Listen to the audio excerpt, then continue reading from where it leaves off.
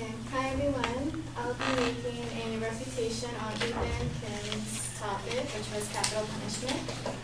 His main claim was that capital punishment negatively impacts those jurisdictions that employ it.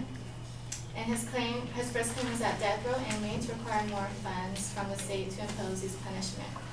However, I'm making a counterclaim stating that it is equally expensive for prisoners serving life sentence versus prisoners serving death sentence. His claim is not true because the cost that states have to pay varies depending on how long the stay is.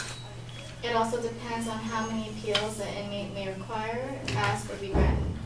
For example, if an inmate receives a death penalty and does not ask for an appeal and gets an early execution, the cost is minimal.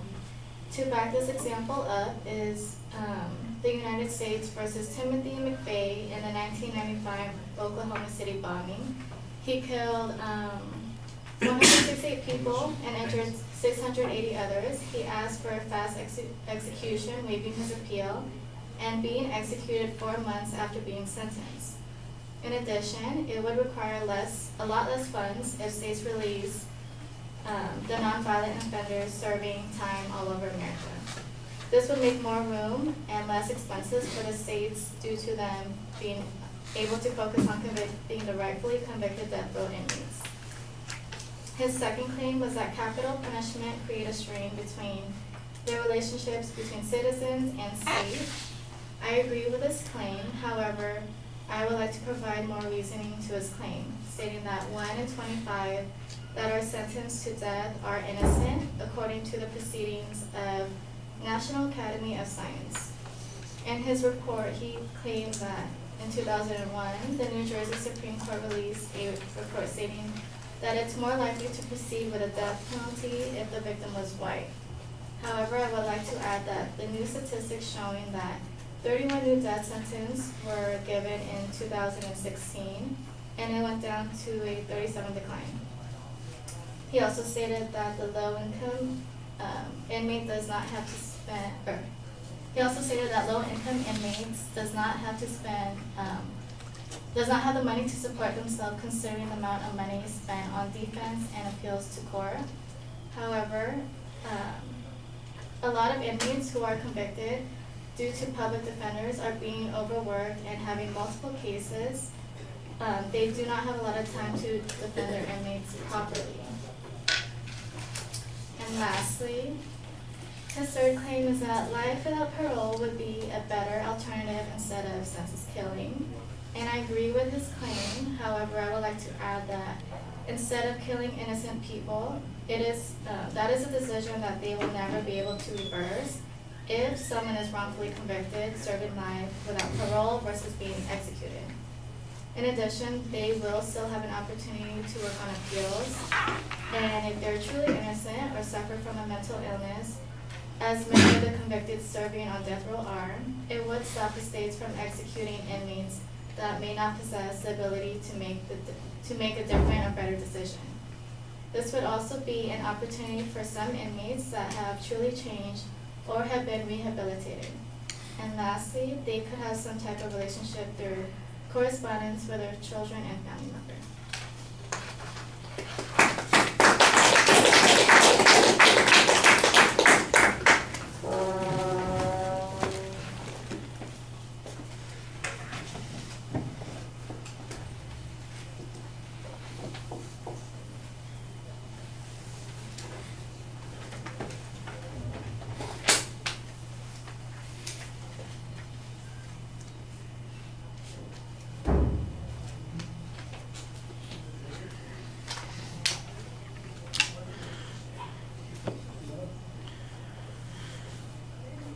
Okay, well, since you agree with the advocate on 2/3 of the argument, there's really only one place where there's any conflict and refutation being presented, so let's talk about that quickly first. That's on the first point where it concerns what the cost is. You suggest that the cost of maintaining life sentences for a number of these people would be relatively high, and regardless of whether or not they were executed, and I think that that's a good counterclaim. There's no evidence presented here. There's no information about how much we would have to spend in order to maintain those people for a long period of time. plan, whether or not they would have to have additional resources spent on them because of the threats that they present inside prisons, whether there's extra security or separate housing or any of those kinds of things, which would accumulate over a period of time. Your example here about Timothy McVeigh, it's much faster if people don't appeal the process. McVeigh was executed 4 months after the sentence was imposed, and because there was no appeal on that particular process, then that seems to suggest that the real source of the problem is the appeals, and that's not inherent in the system. That is the result of people who are fighting against that particular system. That's okay. That's an okay press on that. I did think that you had an interesting kind of argument that suggests if we're really interested in saving money in the criminal justice system, there are ways of doing that. You kind of assert the notion that we could just release all nonviolent offenders. I'm not exactly sure that that's an advisable strategy, but it could potentially save some money. I don't remember what the advocate said the cost of the death penalty was and how much short we are in terms of cash. You don't really provide any evidence about how much cash we would save from doing this, so it's at best a hypothetical solution to that particular problem. The second and third points, you basically just agree with the advocate, and so there's not really a conflict there.